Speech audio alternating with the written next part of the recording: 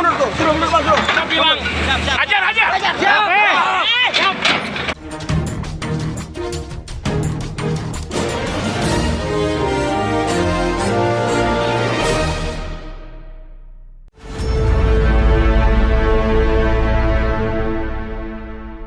Halo, apa kabar Anda semua? Kembali berjumpa dengan saya, Herz Beno Arif dari Forum News Network. Saya kira sebagian besar dari Anda pasti sudah membaca itu berita tentang rumahnya Bung Rocky yang mau digusur.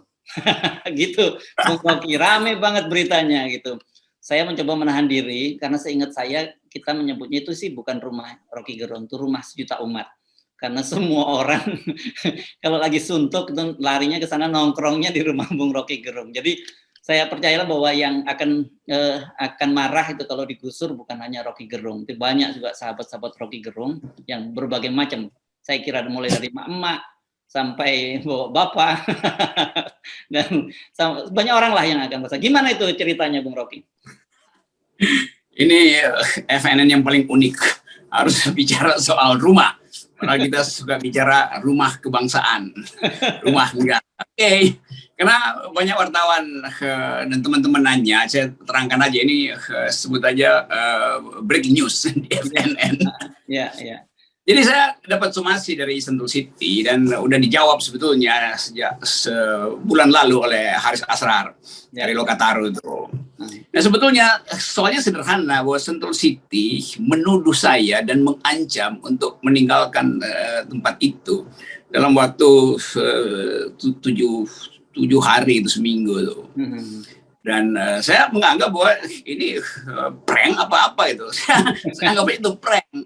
Karena dia bilang bahwa itu punya dia, Sentul City punya tuh. Lalu saya pikir ini orang gila apa?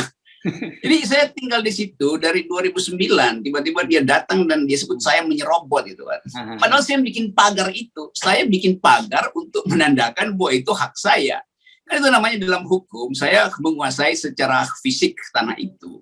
Kan itu saya pagari itu. Lain kalau saya pagari tanah orang, ini saya pagari tanah yang saya beli. Itu tanah sederhana yang dulu itu garapan, lalu nggak ada pohon di situ, lalu saya tanam pohon di situ, dalam 10 tahun jadi hutan kan, lalu mungkin dianggap itu udah tumbuh, jadi saya punya hak untuk tukar tambah karbon di situ tuh.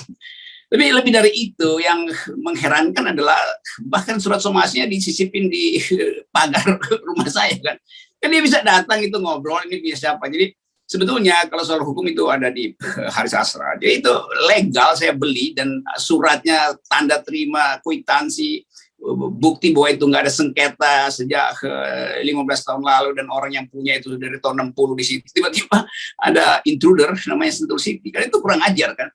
Tapi saya anggap kurang ajaran itu sebagai pelajaran aja buat kita bahwa banyak kasus seperti saya itu di mana perusahaan besar klaim padahal dia nggak pernah menempati lahan itu tuh.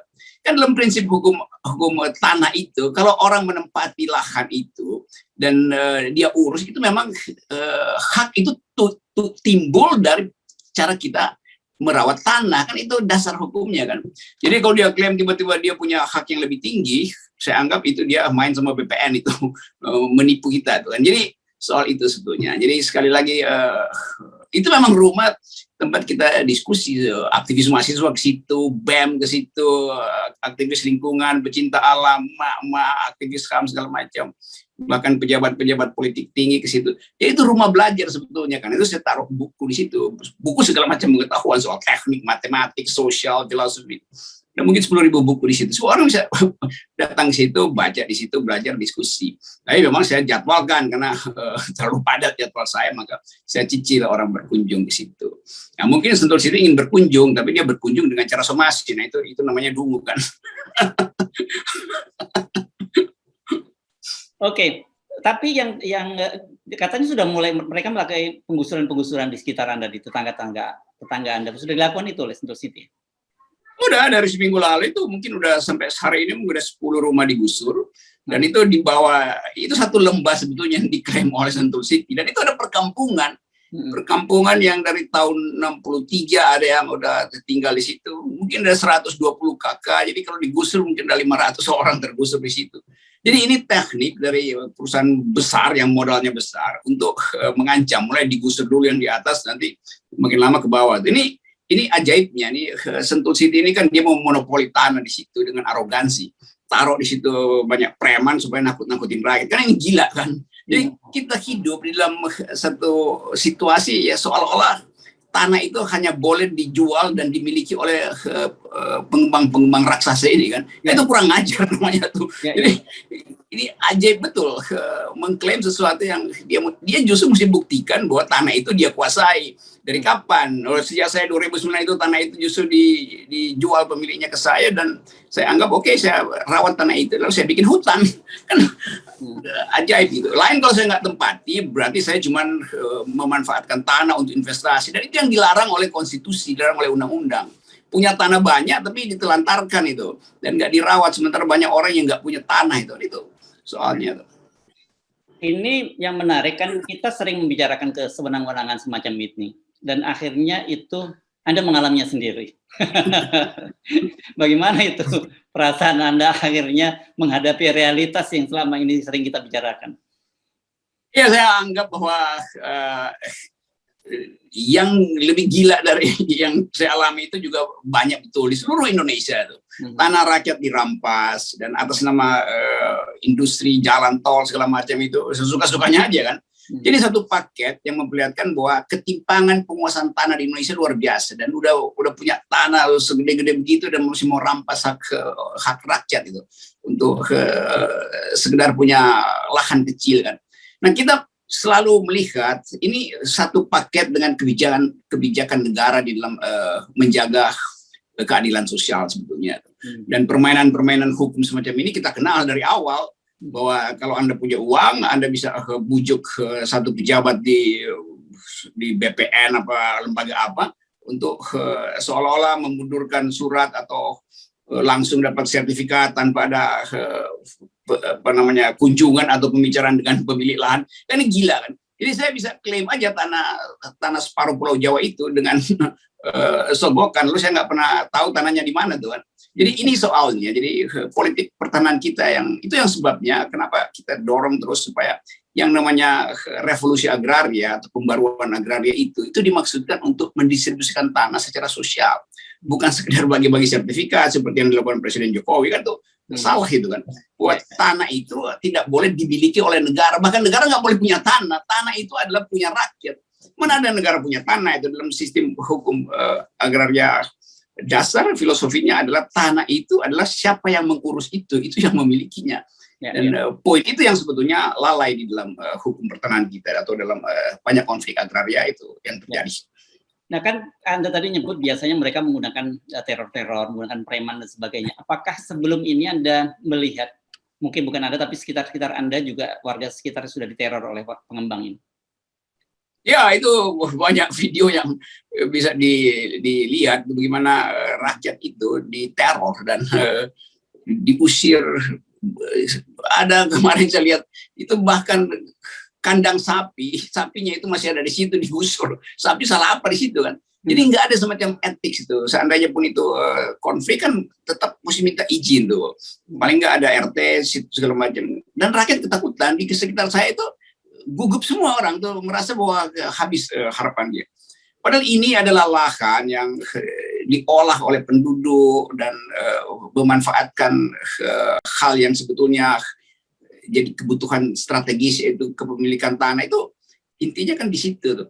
Nah sekarang bulldozer itu setiap hari itu bunyinya aja udah brang. Nah, itu semacam teror pada penduduk tuh.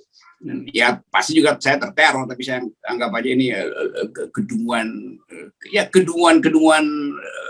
kapitalis yang sebetulnya disponsori juga oleh negara itu melalui percaloan politik. Kira-kira gitu. Intinya sih begitu saya lihat.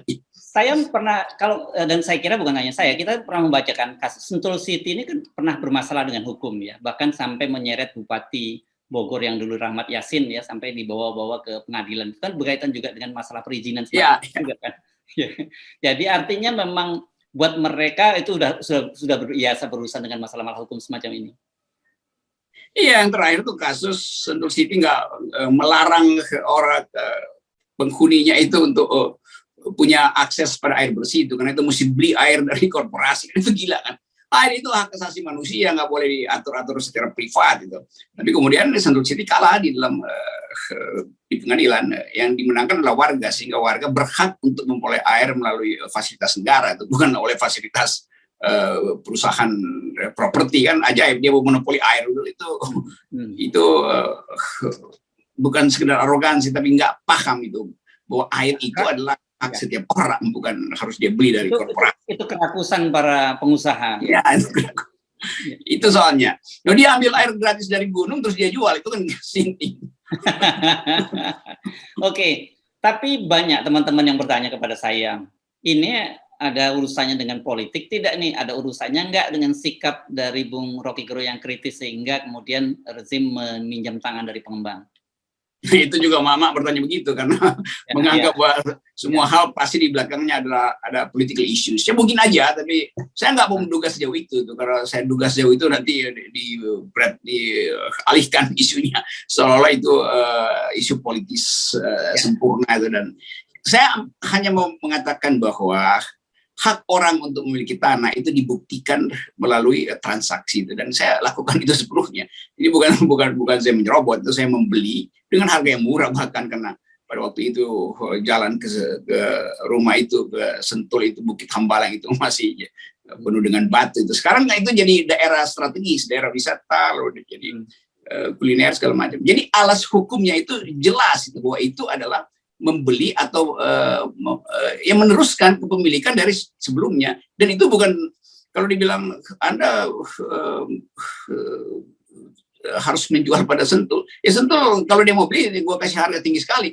Karena mungkin dia nggak mau pakai begituan, dia gusur aja. Jadi nggak ada alasan Sentul City itu menggusur. Dan dia nggak pernah taruh patoknya itu. Tiba-tiba setelah 15 tahun saya di situ, tiba-tiba ada patok, itu punya dia. Itu dungunya di situ, itu dia nggak ngerti dasar hukumnya. Ya, ini patoknya sampai lokasi di atas Anda nggak?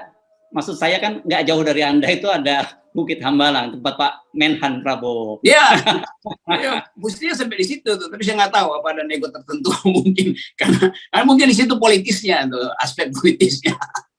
Dan itu satu paket aja kan penguasaan. Ada teman di situ yang bikin hutan, nanam salak segala macam itu. Pohon salaknya tuh digusur gitu, gila kan? Pohon-pohon itu kan perusakan lingkungan dimulai di situ sebetulnya. Lepas dari soal konflik hukumnya, tapi itu Sentul sudah merusak alam. Pertama kali dia udah salah aja. Jadi prinsipnya tetap saya anggap bahwa ini arogansi aja tuh, dan soal sertifikat macam-macam itu, dan kan dasarnya dia mesti, kalau dia menginginkan tanah saya dan tanah tetangga saya dan penduduk itu, dia minta dong, bilang nih, gue mau nih, bukan nyuruh preman usir, itu kan sinting. Alas hukum pertama di dalam hukum tanah adalah penguasaan fisik, karena itu tanah itu dijaga melalui penguasaan fisik. Jadi penduduk di situ menguasai secara fisik sejak tahun 60, karena itu dia olah tanah itu. Tiba-tiba datang orang bilang dia punya hak. Gila, 50 tahun dia bilang dia punya hak gitu. Sementara hak itu tidak dia penuhi, yaitu merawat tanah itu, memanfaatkan tanah itu. Kalaupun hak itu ada, padahal sebetulnya saya selalu menduga keras dengan predisposisi bahwa kasus macam ini banyak betul di Indonesia, itu permainan antara pengusaha, pemilik uang dan pemilik kuasa. Itu saya kira intinya itu soal semacam ini. Ya, ini saya kira hanya kerasa ingin tahu saya saja gitu. Bagaimana ya perasaan Anda gitu tiba-tiba mengalami situasi ini? Kan selama ini kan kita bisa berempati gitu pada orang-orang yang tergusur dari kesenang-menangan dari para pengusaha besar ini. Banyak orang berempati justru ke saya, tapi saya anggap ya, saya kan sering masuk luar hutan aja tuh. Jadi saya anggap ini bisa saya tangani secara gampang lah itu soalnya. Dan ya kalau itu kan harga material apa sih itu, saya kumpulin barang bekas di situ untuk bikin rumah yang kemudian jadi unik. Lalu dianggap itu rumah mewah mungkin. Padahal kemewahan itu ada di dalam cara kita menikmati rumah. Rumah itu bukan house tapi home. Dan suasana, rumah itu adalah suasana. Dan semua orang yang datang ke situ selalu ingin kembali ke situ. Jadi kalau saya gugat balik, mungkin saya gugatnya 1 triliun itu. Yaitu 1 triliun 1 rupiah. Ya. Rp1 itu hak biaya materialnya, Rp1 triliun ke Sentul City. Saya somasi balik dia. Ya. Kenapa Rp1 triliun? Rp1 itu harga materialnya. Ya. Harga imaterialnya itu yang 1 triliun. Ya. Karena di situ ada banyak memori, ada banyak percakapan intelektual, ada banyak kenangan. Kita bisa romantisir sebetulnya itu. Tapi selebihnya ini adalah kemampuan kita untuk mendalilkan bahwa ada ketidakadilan sosial di dalam masyarakat. Jadi soal-soal itu yang mungkin kalau Anda tanya, Saudara Rocky, apa perasaannya? Ya antara gembira karena akhirnya kita punya alasan untuk menggugat lebih besar pada Sentul City. Karena dia menuduh saya menyerobot tanahnya. Padahal pagarnya saya bikin. Lain kalau saya membongkar pagarnya Sentul City, baru saya menyerobot. Ini pagarnya saya bikin. Sekarang pagar saya dia mau rubuhin. Nah, berarti dia menyerobot sebetulnya kan itu. BTW Anda tahu mau dijadikan apa ini lokasi ini? Hanya digusur aja atau mau digunakan untuk apa? Saya nggak tahu, tapi kan sebulan sebelumnya tuh banyak berita bahwa Sentul City menghibahkan tanah buat kepolisian, buat badan intelijen, macam-macam itu yang kalau orang bikin analisis hermeneutik itu berarti ada persiapan untuk menggusur rakyat dengan memanfaatkan semacam hibah pada lembaga-lembaga yang terlihat kuat gitu kan. Jadi seolah-olah nanti dianggap ini demi negara ini, jadi kalian mesti pindah dari situ. Itu urusan apa dengan negara soal beginian? Jadi kadang-kala itu yang dipakai tekniknya itu. Mungkin ada tanah yang sudah dihibahkan pada seorang pejabat yang berkuasa dan karena itu jadi alasan untuk melindungi orang tertentu, tapi rakyat banyak mau digusur. Itu intinya begitu kalau kita lihat latar ekonomi politiknya. Yes. Oke, saya kira sementara teman-teman nggak usah mengubur-ubur Bung Rocky, Anda bisa mengutip ini adalah bagian pernyataan resmi, tapi kalau mau tanya dari sisi hukumnya, itu langsung tanya ke Haris Azhar ya, dari Lokataru ya. Ya, Haris Azhar. Yes. Okay. Itu. Ada yang bergembira karena ada yang kirim saya berita dari CNBC bahwa setelah Sentul City mensomasi rumah Rocky Gerung, harga sahamnya drop 3% tuh. Dan orang senang itu. Jadi banyak aspek di situ. Nanti saya update lah keadaan terakhir. Ya. Oke. Baik, terima kasih Bung Rocky. Saya berharap tidak cepat kalau toh digusur, jangan sampai tergusur lah. Karena saya kira bukan hanya yang akan kehilangan, banyak sekali orang-orang yang kehilangan, bahkan anak-anak kecil ya. Saya tahu banyak anak-anak kecil yang juga main di situ dan baca-baca kecil. Ya, saya yakin nggak akan tergusur. Bahkan sebaliknya, saya akan gusur Sentul City itu. Dan Oke. Itu. Oke. Terima kasih. Mantap. Iya. Yo.